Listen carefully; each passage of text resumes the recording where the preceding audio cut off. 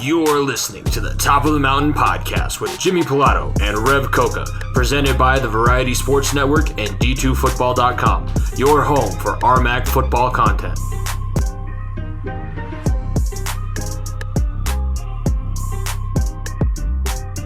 Now, to your hosts, Jimmy Pilato and Rev Coca. We have made it through 11 weeks of Division II football at the NCAA level. And now we are here to talk about playoff football in the Rocky Mountain Athletic Conference. You are listening to the Top of the Mountain podcast presented by the Variety Sports Network with myself, Jimmy Pilato, my co-host, Rev Coca. We had a very exciting regular season to talk about.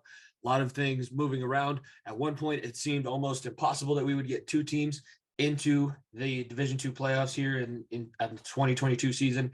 Yet here we are, Colorado School of Mines, the 2 seed in our quarter of the bracket, and CSU Pueblo getting the at-large bid, making the playoffs for the first time, I believe, in 3 years. I think going back to the 2019 season before COVID, the Thunderwolves find themselves back in the playoff picture. And we're going to talk all about it, get you set for what is going to be a very personal matchup. I think that's what we can expect from this one, especially after how the last game went. But let's go ahead. We're bringing in my co-host, Rev. I know I'm excited about playoff football. I'm sure you're just as excited as I am. Yeah, I'm definitely excited here. Definitely just to see 2 RMAC teams be able to make it into the bracket here. Thanks to some help in other regions being close and competitive to help Pueblo kind of sneak their way up in there. And I'm excited in this matchup because you can see that 7-game win streak is really going to have CSU Pueblo play with a lot of intensity here and make it, I don't want to give too much away in my early prediction, but to make it an interesting matchup here in the first round between those 2 teams. I think it's going to be much closer of a game than what we saw back in at the end of September.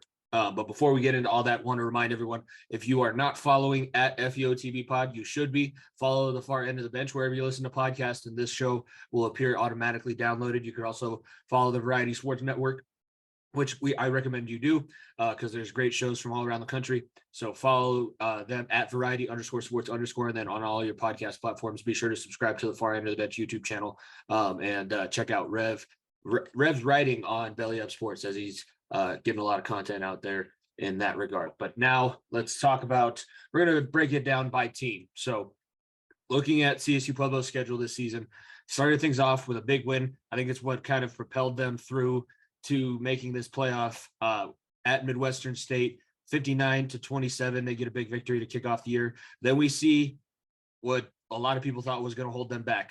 Week 2, lost to Grand Valley State at home, number 5 team in the country, also going to be in that playoff picture. Western Colorado at home, 17-10, lost there for the Thunderwolves. Colorado School of Mines, you go to Golden and get absolutely beat on for 4 quarters. 45-17 was the final of that one. But this 7-game win streak that you mentioned, Rev, where you go Fort Lewis as a get-right game, because that's what everybody used Fort Lewis as. Adams, New Mexico Highlands, Chadron, Colorado Mesa, South Dakota Mines, and then a huge shutout victory against Black Hills State. I mean, that's for as low as they got, they climbed themselves back up to where we probably all expected them at the beginning of the season, and maybe even a little bit higher. That was a team firing on all cylinders. Once they kind of stuck behind Hunter Rackett and stopped playing musical chairs at the quarterback position, this team really gelled and their defense stepped up, shutting down a couple high-powered offenses. What did you think of the Thunderwolves season as a whole there, Riff?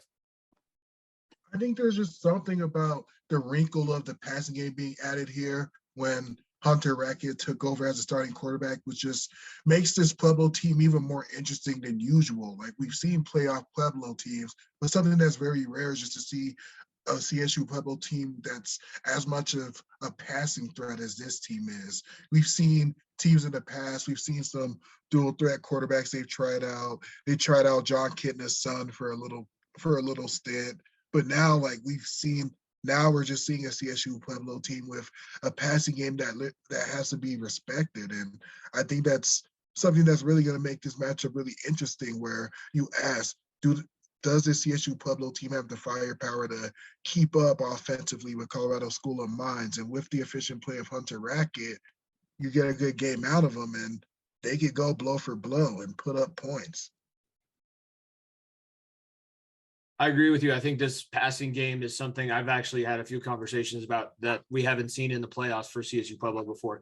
It was the McDonald show when they won their national championship. It always seems to be running back driven, yet this season, just looking at their passing totals, average yards per game, 266, and 33 touchdowns on the season between the two quarterbacks that play for CSU Pueblo. So they're adding this aerial assault, and leading the way is their quarterback, Hunter Rackett, transfer in this season, wasn't with the Thunderwolves last year. He finished the year with only 3 interceptions, 25 touchdowns, and a total of 2,025 yards for a 202 average per game. So great season for him, really turned things around. That defense is also something that people have to deal with. And I think that's what Colorado School of Mines is preparing for. So we can kind of move on over to the Ore Diggers, number 2 in the region. So they get to host the game.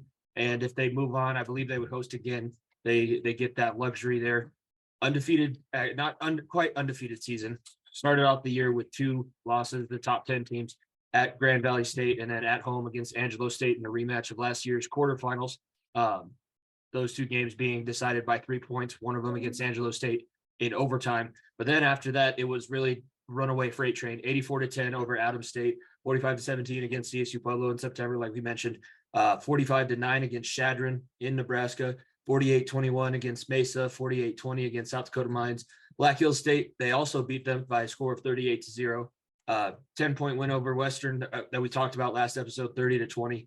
And then New Mexico Highlands and Fort Lewis to end the year with a cumulative, let's see, quick math here, 134 points scored and only 16 against in those 2 games, with an 80-0 shutout of the Fort Lewis Skyhawks last Saturday. So the Colorado School of Mines Ore Diggers, we know that they're going to be coming prepared.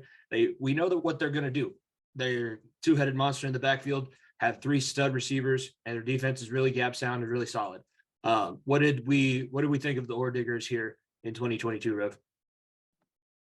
They definitely made up for a couple of the hiccups they had earlier on in the season, just to assert their dominance on the division, to kind of place themselves up in that upper part of the region for the playoffs. And really, you just saw fundamentally sound Colorado Mines football. They didn't step on any of the minds of well, pun intended, they didn't step on any minds, and they took care of business and basically dominated every RMAC team except for Western, who gave them a bit of a scare. But yeah, they really just picked up where they left off last year, and it's going to be interesting to see how they handle a team that's on a 7-game streak and is playing with a ton of momentum and a ton of confidence. These games too, Colorado School of Mines has the experience factor on their side. We know what they were able to do last season, making it all the way to the semis and being 3 points away from playing for a national championship. And now they're back-to-back RMAC champions for the last 2 seasons. This year won it outright. So they've really kind of refocused themselves. And those are 2 losses that I don't think hurt them all that much. Where we see the 3 losses for CSU Pueblo, they weren't against teams that were in the top 10. One of them was a top 5 team that you were able to take, to the wire and into overtime. So I think Colorado School of Mines had a little bit different start to the season, even though both teams were initially winless until picking up their first victory and being able to, kind of move in that direction. But I think the experience level is going to be a huge factor. There's a lot of guys on this CSU Pueblo team. Now you've kind of cycled out where you had tons and tons of playoff games where now they've kind of lost all of that. So I'm very interested to see how the teams are going to prepare. Coach Riston has done this before. Is he going to be able to get this team to refocus? Because I think that's what Colorado School of Mines knows they have to do. Yes, you had a dominating victory and you kind of took care of business the last time these 2 teams met, and it was at the same location.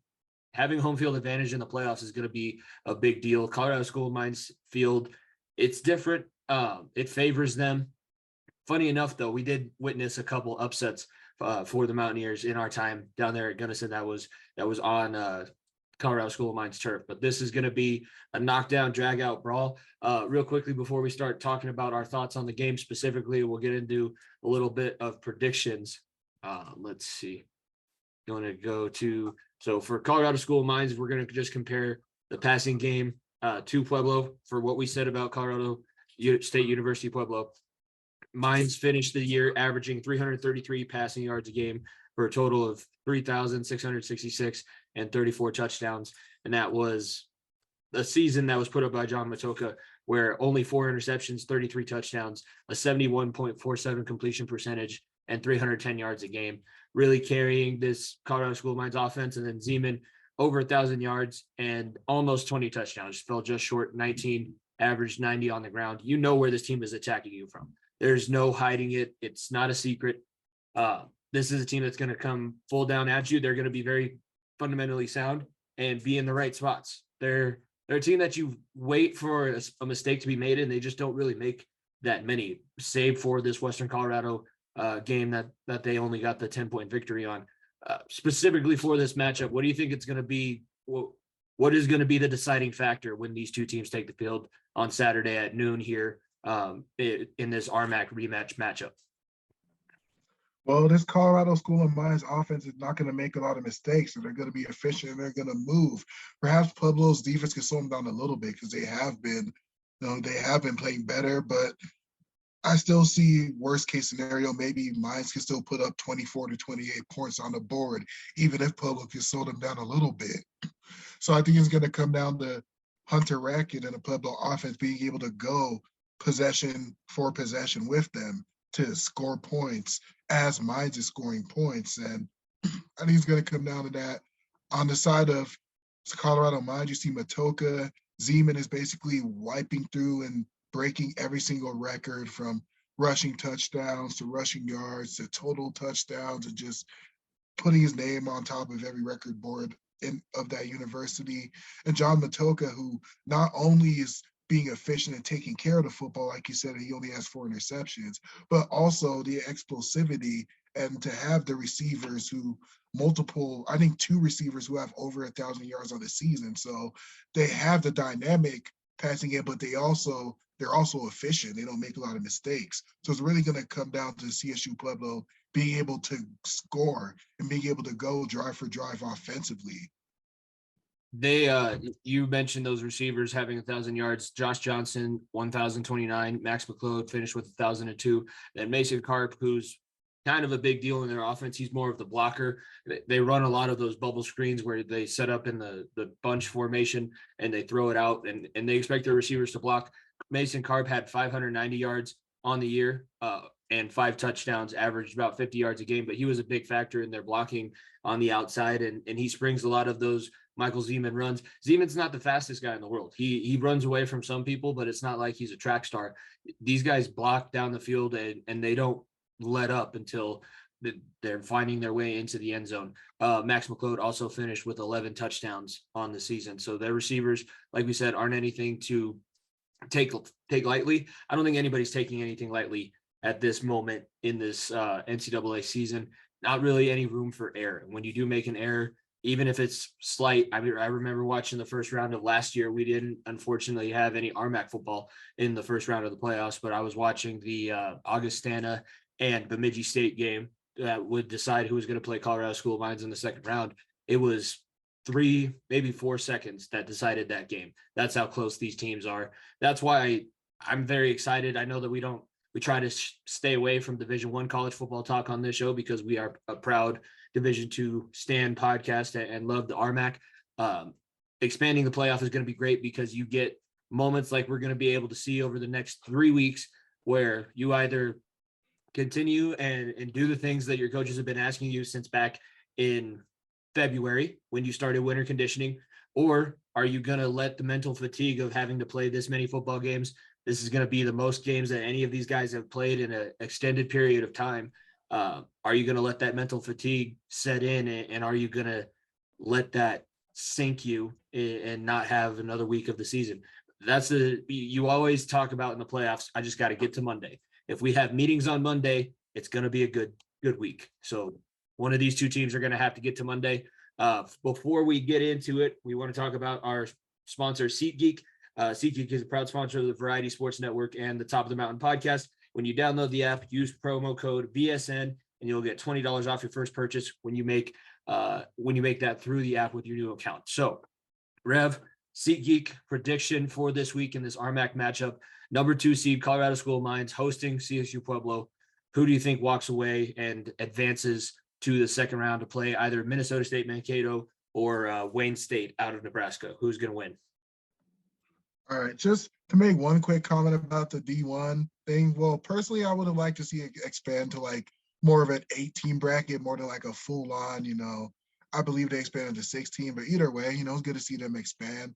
But yeah, going back to this game, I think I'm gonna go with the Gusto pick. I think Pueblo will pull off the upset here. Coach Riston has that playoff experience. I think he's gonna be able to hone those guys in just enough. Yeah, it's gonna be a hostile environment there in Colorado School of Mines. Them going to, was it Marv Case Field, or what's the name of that stadium again? RFK Stadium, yep. Yeah, stadium. So it's gonna be hostile territory, but it's still in Colorado, so perhaps they can still get a little bit of a supporting crowd there. And I think Coach Riff. I got 17 family members going just from on my own. I know that there's going to be a lot of people there. There's a lot of people there in September because a lot of the guys, their families live locally. So I don't necessarily. That's the cool thing about this matchup is that if it was in Pueblo, it'd be a little bit further of a drive. Get the crowds in there, yeah. Yeah, it's going to be on both sides, and that's going to make the atmosphere even that much greater. If I wasn't in the middle of coaching, I'm starting coaching wrestling season at the high school level now, so unfortunately I can't make it out there because we have a scrimmage on Saturday. But so you're picking the upset for CSU Pueblo. I'm going to be picking the upset for CSU Pueblo. No offense to my good buddy Gabe Courts, who was the middle linebacker, one of the captains of Colorado School of Mines last season when they went on that run to the semifinals. My brother is, I said it a couple times. This is one of the times I'm going to let you know right now. This is biased, totally biased. Do I think that they're going to be able to make all the adjustments necessary to stop this Colorado School of Mines team? Maybe. That's where I'm sitting. They might be able to. If they do the things that they know they're supposed to do, if they play the scheme the way it's supposed to be played, they should be able to do that, and they should be able to score. I'll tell you, and they're showing the sign. Yeah. And they're showing signs of those improvements defensively. They've shut down some high-powered teams. South Dakota Mines, I believe they held to only 20 and basically shut them out in the first half. And they've shown signs of these offensive improvements once they made their quarterback change. So I think they could go and at least compete and slow down Mines' offense to an extent where maybe they can hold them under 30. And if their offense is clicking, they're going to be able to put up some points. We saw Western put up some points on Mines early, and I think Pueblo, with the way their passing game is going, I think they can put on even more and build off the blueprint that Western started with, maybe jumping on them early and doing enough in the second half. But yeah, I think offensively and defensively, and having the experienced coach who has been in the playoffs before and has made runs and has a national championship, I think with the momentum and with the coaching of John Riston, I think they can pull off the upset here. So yeah, I got Pueblo pulling it off. I'm going to go with the Thunderwolves too, and it's going to come down to third downs. Early on, that was the reason why they lost to Western Colorado, was that they could not get their offense off the field when their defense was out there on third downs. They shored that up, only allowed a 37% conversion rate towards the end, 61 out of 164 attempts. And when you're able to get the other team off the field and keep your offense on, your offense gets a couple first downs, whether you score or not, if you continually move the ball and you be able to play the field position game, funny things happen. I mean, it's 18 to 22-year-olds. You never know what they're going to do or if they're going to do the right thing anyways. So I'm hoping for chaos, and I think chaos is CSU Pueblo getting the upset and then making either a trip way up north or a trip way out east. But we're going to talk and transition now to the rest of the bracket. So those were our SeatGeek predictions of this RMAC rematch here in the first round of the NCAA Division II playoffs. In our Super Region 4 down in our quadrant, we're starting off with Angelo State, who finished the year undefeated, the Lone Star Athletic Conference. We had Zach Chavez, assistant RMAC commissioner, on earlier on in the season, talked about the relationship that the RMAC and Lone Star have. Angelo State was a very good team. They seem like they're on a mission to kind of bounce back. It's the same quarterback, Bronkhorst, I believe is his last name. He almost, I mean, he should have been able to lead a comeback. He kind of put the team in a bad spot against Colorado School of Mines, but they were almost able to make a comeback and sneak their way into the semifinals. They seem like they're a better team this year. They're the number 1 seed. Colorado School of Mines, the 2. Minnesota State Mankato out of the SEAC, way up north there. It's kind of the Minnesota and then Sioux Falls and Augustana, the South Dakota schools outside of the 2 that are in the RMAC. They are the 3, and Bemidji State the 4. Bemidji hosts Winona State, and Minnesota State Mankato hosts Wayne State. Like I said, the winner of Minnesota State and Wayne State will play the winner of our RMAC rematch. By the way, Colorado School of Mines, I think I mentioned it before, but they were outright conference champions. So what do you think of our bracket, Rev? It's going to be a tough dance, tough road to get to just any kind of the success that we saw from last season for both of these teams. Whoever wins this week is going to have a heck of a matchup next week. Yeah, and you saw, well, with Angelo State being on top of the bracket and with how RMAC going head to head with Lone Star for a majority of the non-conference matchups, it's going to be tough because the Lone Star got the better of a majority of those matchups. But thankfully, only one of those teams made it, and it's going to be what makes in there with a lot of those Midwestern teams of the Augustans and the Grand Valleys and teams like that. So yeah, it's definitely going to be a tough road, and I definitely question, whether Mines has it in them to make a run as far as they did last year, where the region, it's filled with teams they got a couple blemishes, they got a couple losses in there, but just based off of how the non-conference matchups went earlier on in the season, I would bet against Mines making as long as a run as they did last year, and same thing goes for Pueblo.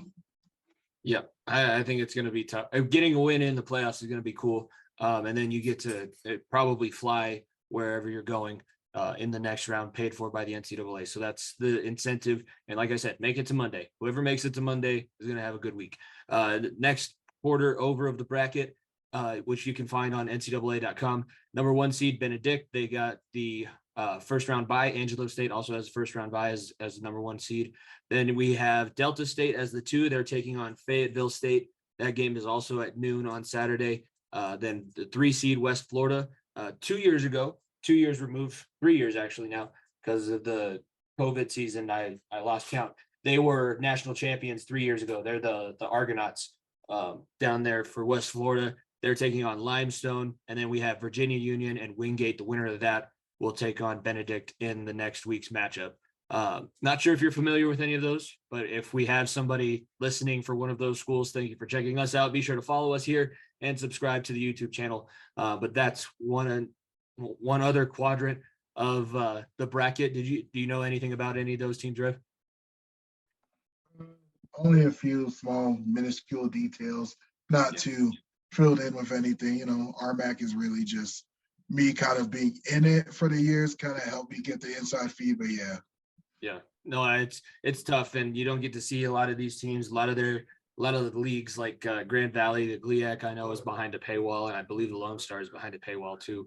Some of those games earlier on in the season that we couldn't watch. Yeah, definitely frustrating. Yeah. Up in the upper quarter on the left-hand side of the bracket, Indiana, Pennsylvania. Makes no sense. Indiana from Pennsylvania is the number 1 seed. They have the first round bye. Ashland, number 4, is hosting Notre Dame out of Ohio. Number 2, Shepherd, who I recognize from last year. I believe they made it into the semis and lost to Ferris State, who ended up going on and winning the national championship last season. Shepherd is the 2 seed. They're hosting New Haven. Number 3 seed Assumption is hosting Slippery Rock. And the winner of that Ashland Notre Dame game will get to go to the number 1 seed, Indiana, Pennsylvania. Finally, the last quarter of the bracket, number 1, Grand Valley State. We saw them take on both Colorado School of Mines and CSU Pueblo, put a beat down on CSU Pueblo in the Thunder Bowl, and got a 3-point victory over Colorado School of Mines in week 1. Comeback victory, by the way, because Mines did at one point take the lead and held on to the lead for a portion of that game. They're the 1 seed. Next, the 2 seed Ferris State, returning national champion. They are only the 2 seed in their rematch from this season between Grand Valley and Ferris. Grand Valley did get the win. So Grand Valley finished the year undefeated. Ferris State only lost to the Lakers up there from GV. Some of the things that I'm seeing, it's basically a GLIAC national title to lose. I don't know how you feel about that, Rev. They're good, but I don't know if, from what I saw of Grand Valley, I don't know if they're going to be that much better than everybody else. I think anybody who wins the national championship this year is going to have to earn it. I don't think that there's any gimmies on this bracket. Yeah, I definitely wouldn't say so. And seeing them being up top and seeing the close matchups that they had, with, well, closer to Colorado Mines and Colorado State Pueblo, but definitely see teams that aren't necessarily up at the top, number 2 in their region, or number 3 in their region, giving those top teams really tough fights. So yeah, it's really going to be really a wide open bracket this year. Yeah, and finishing out the matchups in that quarter of the bracket, Pittsburgh State, the 3 seed, they're hosting Indy. And then Northwest Missouri State, also a former national powerhouse, has won a couple national titles here in the recent past, is taking on Wichita Baptist, who is the 4 seed. So Wichita Baptist will host. Winner of that game gets to go on and play Grand Valley up there in Michigan and try and take down the Lakers.